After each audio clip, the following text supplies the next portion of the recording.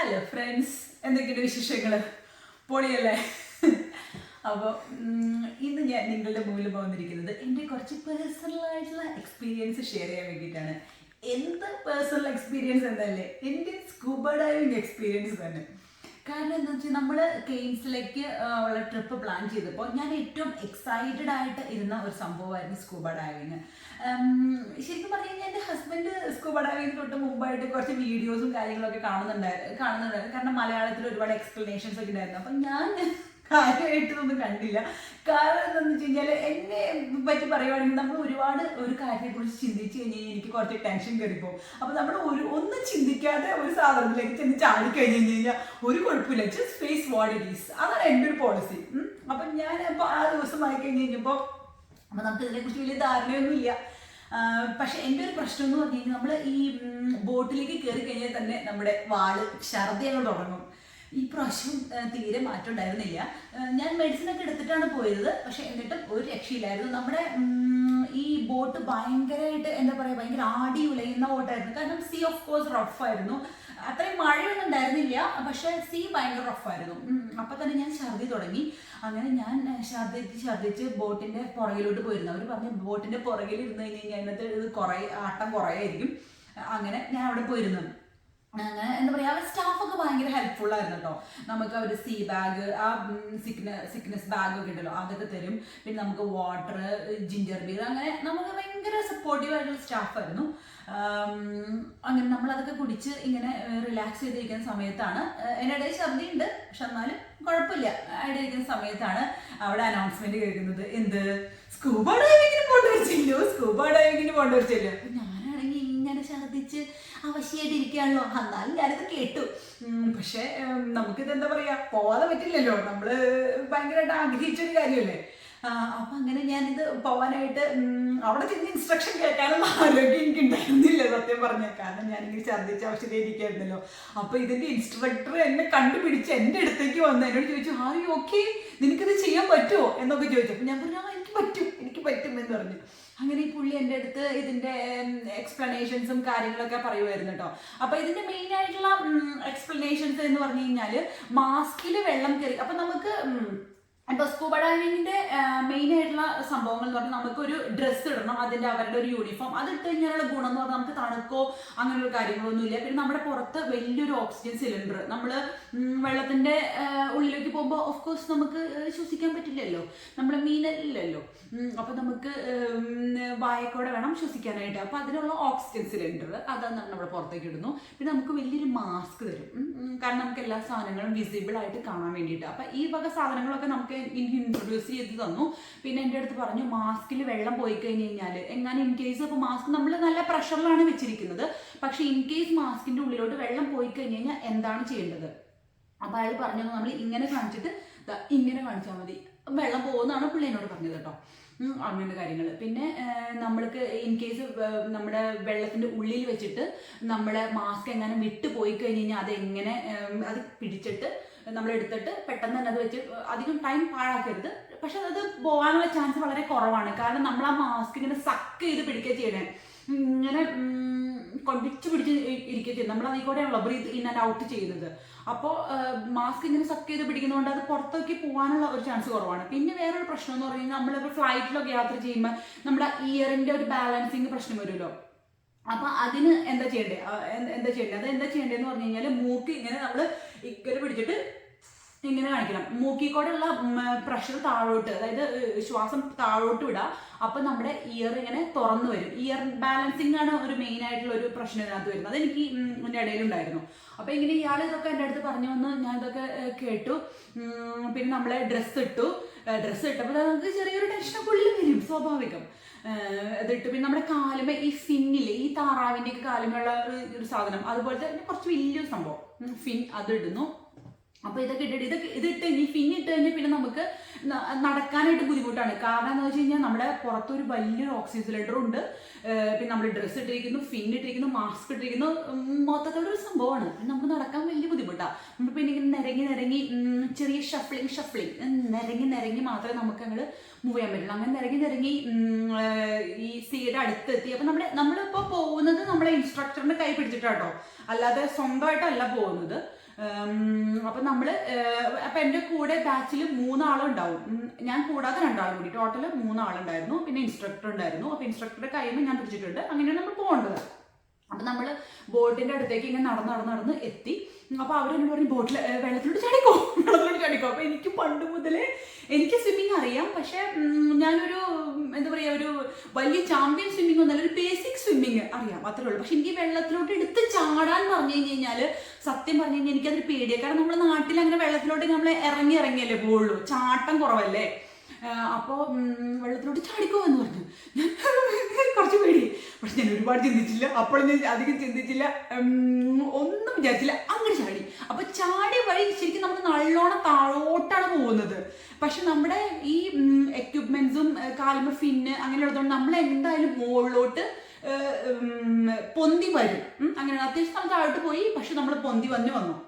എന്നിട്ട് നമ്മുടെ ബോട്ടിൽ ഒരു കയർ ഇങ്ങനെ കെട്ടിയിട്ടുണ്ട്. അപ്പോൾ എൻ്റെ അടുത്ത് ആ ഇൻസ്ട്രക്ടർ തൊട്ടടുത്ത് തന്നെ നിൽപ്പുണ്ട്. അപ്പോൾ അയാൾ എന്നോട് പറഞ്ഞു, നീ കയർ പിടിച്ചോളാൻ പറഞ്ഞു. അതായത് നമ്മുടെ തല മുകളിൽ തന്നെയാണ് സ്റ്റിൽ, പക്ഷെ നമ്മൾ ഇതിൽ കൂടെ ആയിട്ടാണ് ബ്രീത്ത് ചെയ്യുന്നത്. നമ്മുടെ ഓക്സിജൻ സിലിണ്ടറിൽ കൂടെ തന്നെ ബ്രീത്ത് ചെയ്യുന്നത് തുടങ്ങി ഓൾറെഡി. നമ്മൾ ഇങ്ങനെ കൈ ഇങ്ങനെ പിടിച്ച് നിൽക്കുവാണ്. അപ്പോൾ അയാൾ പിന്നെയും ഇൻസ്ട്രക്ഷൻസ് ഒന്നുകൂടി കാണിച്ചു തരാണ്. ചെവി എങ്ങനെയാണത്, ഞാൻ നേരത്തെ പറഞ്ഞല്ലോ, പ്രഷർ എങ്ങനെ ബാലൻസ് ചെയ്യാം, മാസ്കിൻ്റെ ഉള്ളിൽ വെള്ളം പോയി കഴിഞ്ഞ് കഴിഞ്ഞാൽ അതൊക്കെ പുള്ളി എന്നെ കൊണ്ട് പിന്നെയും ട്രൈ ചെയ്ത് നോക്കണം. അപ്പം എന്നിട്ട് അയാൾക്ക് ഒരു കോൺഫിഡൻസ് തോന്നണം. ഓക്കെ, നിനക്ക് ചെവിയിൽ വെള്ളം പോയി കഴിഞ്ഞ് കഴിഞ്ഞാൽ ചെവിയുടെ പ്രഷർ എങ്ങനെ ചെയ്യാൻ പറ്റും, ഫേസിൽ മാസ്കിൽ എങ്ങാനും വെള്ളം പോയി കഴിഞ്ഞ് കഴിഞ്ഞാൽ എന്തൊക്കെ നിനക്കത് മാനേജ് ചെയ്യാൻ പറ്റുമോ. കാരണം നമ്മൾ അത്യാവശ്യം നല്ല താഴോട്ടാണല്ലോ പോകുന്നത്. അപ്പോൾ ആ ആൾക്ക് നമ്മളിൽ ഒരു കോൺഫിഡൻസ് ഉണ്ടായി മാത്രമേ നമ്മൾ അയാളെ കൊണ്ടുപോകത്തുള്ളൂ. അപ്പോൾ ഞങ്ങൾ 3 ആളുണ്ടായിരുന്നു, ഞാൻ പറഞ്ഞല്ലോ. അപ്പോൾ ഞങ്ങൾ 3 ആൾക്കും ഇൻസ്ട്രക്ഷൻസ് ഒക്കെ തന്നു. അപ്പോൾ അയാൾക്ക് ഒരു ഓക്കെ കോൺഫിഡൻസ് ആയി, നമുക്കിത് മനസ്സിലായി എന്നുള്ള കാര്യം. അപ്പോൾ അയാൾ എന്നോട് പറഞ്ഞു, ഓക്കെ ഇനി നിങ്ങൾ താഴോട്ട് പോവുകയാണ്. പക്ഷെ നമ്മൾ താഴോട്ട് പോകുമ്പോൾ ആദ്യത്തെ ഒരു ലെയറിൽ നമ്മൾ പിടിച്ചേക്കാൻ ഞാൻ ആദ്യം പറഞ്ഞില്ലേ. പിന്നെ നമുക്ക് ഒരു ലെയറും കൂടി ഇതുപോലെ തന്നെ കയറ് കെട്ടിയിട്ടുണ്ട്. അപ്പോൾ നമ്മൾ അടുത്ത താഴോട്ടേക്ക് പോവാണ്. അപ്പോൾ നമുക്ക് ഒരു കയർ അവിടെ ഉണ്ട് പിടിക്കാനായിട്ട്. അപ്പം നമുക്ക് അത്യാവശ്യം തന്നെ ഈ ഗ്രേറ്റ് ബാരിയർ റീഫിന്റെ ഒരു പ്രത്യേകത എന്ന് പറഞ്ഞു കഴിഞ്ഞാൽ അവിടെ ഒരുപാട് കോറൽ റീഫ്സ് ഉണ്ട്. കാരണം നമ്മുടെ ലോകത്തിലേക്ക് വെച്ച് ഏറ്റവും കൂടുതൽ കോറൽ റീഫ്സ് ഉള്ള സ്ഥലമാണ് ഗ്രേറ്റ് ബാരിയർ റീഫ്. അപ്പം നമ്മൾ ഇപ്പോൾ താഴോട്ടേക്ക് ആദ്യത്തെ മുങ്ങലിൽ തന്നെ ഞാൻ ഒരുപാട് കണ്ടു കോറൽ റീഫ്സ് അടിയിലുള്ളത്. കാരണം നമ്മുടെ നമുക്ക് മാസ്ക് ഉള്ളതുകൊണ്ട് നമുക്ക് കണ്ണ് തുറക്കുന്നുണ്ടോ അടക്കുന്നുണ്ടോ എന്നുള്ളത് വിഷയമല്ലല്ലോ, നമുക്ക് വിസിബിൾ ആയിട്ട്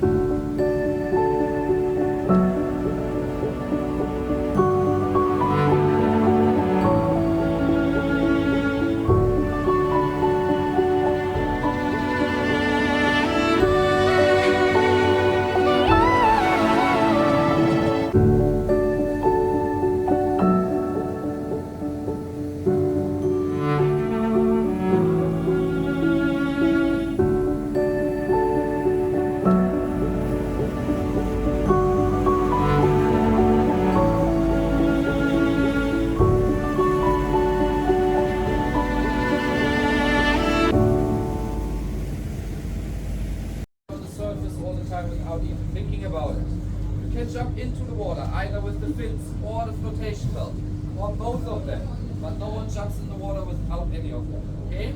You will find those located left and right side on the dive deck just before you jump in. If you want one, a crew member will hand it out to you. The way to use them, you're gonna bring them around your back.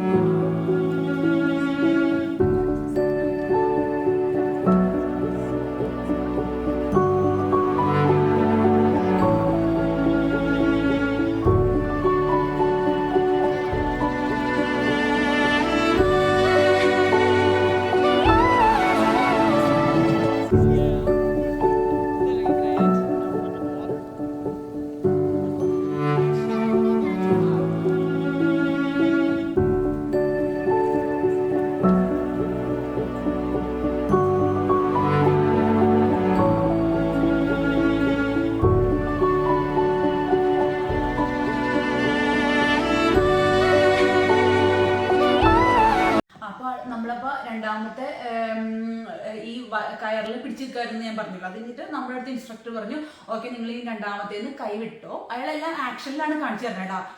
അപ്പൊ അയാൾ വെള്ളത്തിൽ വെച്ചായതുകൊണ്ട് നമുക്ക് communication എന്താ പറയുക സംസാരിക്കാൻ പറ്റില്ലല്ലോ. അപ്പൊ അയാൾ പറയുന്നത് ഓക്കെ ആണെങ്കിൽ മോളിലോട്ട് പോകണമെങ്കിൽ, സോറി നമ്മളിപ്പോൾ ഓക്കെ എന്ന് പറഞ്ഞാൽ ഇങ്ങനെയാണ് പറയുന്നത്, ഇത് അങ്ങനെയല്ല. ഇങ്ങനെ കാണിച്ചു കഴിഞ്ഞാൽ നമ്മൾ മുകളിലോട്ട് പോകണമെന്നാണ്. അതായത് നമ്മൾ അൺകംഫർട്ടബിൾ ആണ്, നമ്മൾ മുകളിലോട്ട് പോകണമെന്നാണ്. ഓക്കെ എന്ന് പറഞ്ഞാൽ ഇതാണ്. അപ്പൊ നമ്മൾ അപ്പൊ അയാൾ ചോദിക്കും നമ്മുടെ അടുത്ത് ഇടയ്ക്ക് അപ്പൊ നമ്മൾ തിരിക്കും ഇങ്ങനെയൊക്കെ കാണിച്ചാൽ മുകളിലോട്ട് കൊണ്ടുപോകും. അപ്പൊ അത് വളരെയധികം ശ്രദ്ധിക്കേണ്ട ഒരു കാര്യമാണ്. അപ്പൊ അയാൾ നമ്മോട് പറഞ്ഞു ഓക്കെ നിങ്ങളിനി രണ്ടാമത്തേത് വിട്ടോളൂ. അപ്പൊ ഞാൻ ഇടയ്ക്കിടയ്ക്ക് ഇങ്ങനെ ചോദിക്കും. അപ്പൊ അത് കമ്മ്യൂണിക്കേറ്റ് നമ്മൾ എന്താ പറയുക സൈൻ ലാംഗ്വേജ് സെറ്റാക്കി എല്ലാവരും. പിന്നെ ഇതാണെങ്കിലും പറ്റത്തില്ല, താഴോട്ട് പോകുന്നതാണ്, താഴോട്ട് പോകാൻ ഓക്കെ ആണെന്നുള്ള കാര്യം, മറ്റേത് മുകളിലോട്ട്. അങ്ങനെ ഈ പുള്ളിനെ പിടിച്ച് നമ്മൾ ഇങ്ങനെ പുള്ളി ഇങ്ങനെ ചെയ്യുവാണ്, നമ്മൾ ഇങ്ങനെ താഴോട്ട് പോയിക്കൊണ്ടിരിക്കുക. അപ്പൊ അയാൾ ഇങ്ങനെ നമ്മൾ കാണിച്ചു നിറച്ചും കോറൽ റീഫ്സ് എന്ന് പറഞ്ഞാൽ it's like A magical world. നമ്മൾ എന്താ പറയുക നമ്മുടെ ഒരു സ്വപ്നത്തിൽ പോലും നമ്മൾക്ക് അത്രയും കാണാൻ പറ്റില്ല. അത്രമാത്രം നമ്മൾ നമ്മുടെ കണ്ണുകൊണ്ട് ഇങ്ങനെ ചുറ്റും പോലുള്ള പുറ്റുകൾ നിറഞ്ഞ ഒരു സ്ഥലമാണോ. അത് നമ്മൾ ശരിക്കും ഇതിന്റെ ഏറ്റവും അടിയിലോട്ട് പോയി. എന്താ പറയുക ഞാൻ ഈ സീയുടെ അറ്റത്ത് പോയിട്ട് മുട്ടുതി നിന്നു. അതാണ് സത്യം പറഞ്ഞ എൻ്റെ ജീവിതത്തിൽ എനിക്ക് എൻ്റെ ഏറ്റവും one of my best experience in my life എന്ന് പറഞ്ഞു കഴിഞ്ഞാൽ അതാണ്. It's my unforgettable moment. അതാണ് ശരിക്കും പറഞ്ഞു കഴിഞ്ഞാൽ നമ്മൾ മുട്ടിൽ നിന്നതാണ് ആ കടലിൻ്റെ അടിത്തട്ടിൽ. അതെനിക്ക് ശരിക്കും മാജിക്കൽ മൊമെന്റ്സ്. ചുറ്റും ഇങ്ങനെ കോറൽ റീഫ്സ് ആണ്, ഒരുപാട് മീനുകൾ എന്ന് പറഞ്ഞാൽ ബ്യൂട്ടിഫുൾ, സച്ച് എ ബ്യൂട്ടിഫുൾ മീനുകൾ ഒരുപാട്. പിന്നെ ഷാർക്ക് ഉണ്ടായിരുന്നു അവിടെ. പക്ഷേ ഷാർക്ക് എന്ന് പറഞ്ഞു കഴിഞ്ഞാൽ പല ഡിഫറെന്റ് ടൈപ്സ് ഓഫ് ഷാർക്സ് ഉണ്ട്. ഇത് എന്താ പറയുക ബുദ്ധിമുട്ട് നമ്മളെ അറ്റാക്ക് ചെയ്യുന്ന ഷാർക്കൊന്നും അല്ല. പിന്നെ ഇതിന്റെ ഉള്ളിൽ തന്നെ നമുക്കൊരു ക്യാമറമാൻ ഉണ്ട്. അപ്പൊ ഞാനിത് ഇറങ്ങി ചെന്നപ്പോൾ ഒരാളതിൻ്റെ ഉള്ളിൽ നിൽക്കണ കണ്ടു, വെള്ളത്തിനുള്ളിൽ. ഞാൻ വിചാരിച്ചു ഇത് ആരാപ്പ ഈ വെള്ളത്തിനുള്ളിൽ. പിന്നീട് മനസ്സിലായത് നമുക്ക് ഫോട്ടോസ് എടുത്തുതരാൻ വേണ്ടിയിട്ട് ഉള്ള ഒരു ക്യാമറമാനാണ് ഉള്ള കാര്യം. അതെ, അപ്പൊ അതിൽ നമുക്ക് ഫോട്ടോസ് ഒക്കെ എടുത്തത് എനിക്ക് പുറത്തിറങ്ങിയപ്പോൾ തന്നെ ഫോട്ടോസ് കിട്ടി. അത് കഴിഞ്ഞ് പിന്നെ എനിക്ക് വേറൊരു ചലഞ്ചിങ് ആയിട്ട് ഇതിനകത്ത് തോന്നിയ ഒരു കാര്യം എന്ന് പറഞ്ഞാൽ, നമുക്ക് മൂക്കിക്കൂടെ ശ്വാസം വലിച്ചാണല്ലോ നമ്മളെപ്പോഴും ജനിച്ചപ്പോൾ മുതൽ അങ്ങനെയല്ലേ. പക്ഷെ ഈ വായക്കോടെ ശ്വാസം വലിക്കുക എന്ന് പറഞ്ഞാൽ നമ്മൾ ശരിക്കും മറന്നു പോകും. അപ്പൊ അതുകൊണ്ടാണ് നമ്മൾ പെട്ടെന്ന് നമുക്കൊരു ബ്രെത്ത്ലെസ് ഫീൽ ചെയ്യാനൊരു ചാൻസ് ഉണ്ട്. പക്ഷെ ഞാനിങ്ങനെ എപ്പോഴും ഇങ്ങനെ പറഞ്ഞുകൊണ്ടിരുന്നു ബ്രെത്ത് ത്രൂ ദ മൗത്ത് എന്നുള്ള കാര്യം. അപ്പൊ നമ്മള് വായ തുറക്കരുത്, ആ ഈ ഊ വേണ്ട ഇങ്ങനെ പിടിച്ചിരുന്നോളണം. അപ്പൊ നമ്മള് ഒട്ടും വെള്ളമൊന്നും ഉള്ളോട്ട് പോകത്തില്ല. നല്ല അടിപൊളിയായിട്ട് നമുക്കിത് എൻജോയ് ചെയ്യാൻ പറ്റും. അങ്ങനെ നമ്മൾ ഇതെല്ലാം കണ്ട് നമ്മുടെ ഫോട്ടോസൊക്കെ എടുത്തു തന്നു. ഞാൻ ഫോട്ടോസ് എല്ലാം കാണിച്ചു തരാം. അങ്ങനെ നമ്മൾ പയ്യനെ ഈ പുള്ളിനെ പിടിച്ച് മുകളിലോട്ട് കയറി വന്നു. അപ്പൊ ഇതിനകത്ത് കണ്ട എനിക്ക് എന്തൊരു സർട്ടിഫിക്കറ്റ് ഒക്കെ കിട്ടി. ഇതാണ് കിട്ടിയ സർട്ടിഫിക്കറ്റ്. ഞാൻ പാഷൻ ഓഫ് പാരഡൈസ് എന്ന് പറഞ്ഞ ഷിപ്പിലാണ് പോയത്, അതാണ് എൻ്റെ പേര്. പിന്നെ ഇതാണ് എൻ്റെ സർട്ടിഫിക്കറ്റ്. പിന്നെ ഞാൻ സ്കൂബ ഡൈവിങ് ഇപ്പൊ നമുക്ക് ചെയ്ത് കഴിഞ്ഞിട്ട് ഞങ്ങൾ സ്നോർക്കലിങ്ങും ചെയ്തായിരുന്നു. സ്നോർക്കലിംഗ് എന്ന് പറഞ്ഞു കഴിഞ്ഞാൽ വെള്ളത്തിന്റെ മുകളിൽ കൂടെ മാത്രമേ നമ്മൾ പോകുന്നുള്ളൂ. നമ്മുടെ സ്നോർക്കലിംഗ് ആ ഒരു വണ്ടിയുടെ ഒക്കെ കുഴൽ പോലത്തെ ഒരു സാധനം ഉണ്ടല്ലോ, അങ്ങനത്തെ ആ കുഴൽ പോലത്തെ ഒരു സാധനം വെച്ചിട്ട് എന്താ പറയാ മോളിക്കോടെ നമ്മൾ ഈവൻ എൻ്റെ പിള്ളേരൊക്കെ ചെയ്തായിരുന്നു. അത് ഇവിടെ ഒരുപാട് കോറൽ റീഫ്സ് ഉള്ളതുകൊണ്ട് തന്നെ നമുക്ക് ഈവൻ സ്നോർക്കലിംഗ് ചെയ്താൽ പോലും അത്യാവശ്യം കോറൽ റീഫ്സ് നമുക്ക് കാണാൻ പറ്റും. അങ്ങനെ എന്താ പറയുക, എന്നെ സംബന്ധിച്ച് ഇതൊരു നല്ലൊരു എക്സ്പീരിയൻസ് ആയിരുന്നു. അപ്പോൾ നിങ്ങൾ എന്തെങ്കിലും കേൻസിൽ പോകാനായിട്ട് ചാൻസ് കിട്ടിക്കഴിഞ്ഞ് കഴിഞ്ഞാൽ ഇത് ഡെഫിനറ്റ് ആയിട്ടും ചെയ്യണം. ഇത് നിങ്ങളുടെ ജീവിതത്തിലെ one of the best experience ആയിരിക്കും. So please experience it. നമ്മൾ ഇത് എക്സ്പീരിയൻസ് ചെയ്താൽ മാത്രമേ അതിൻ്റെ ഒരു ഫീലും എല്ലാം നമുക്ക് മനസ്സിലാവുള്ളൂ. അപ്പം ഞാൻ ഇതിൻ്റെ വീഡിയോസും കൂടി അറ്റാച്ച് ചെയ്യാം കേട്ടോ. Thank you.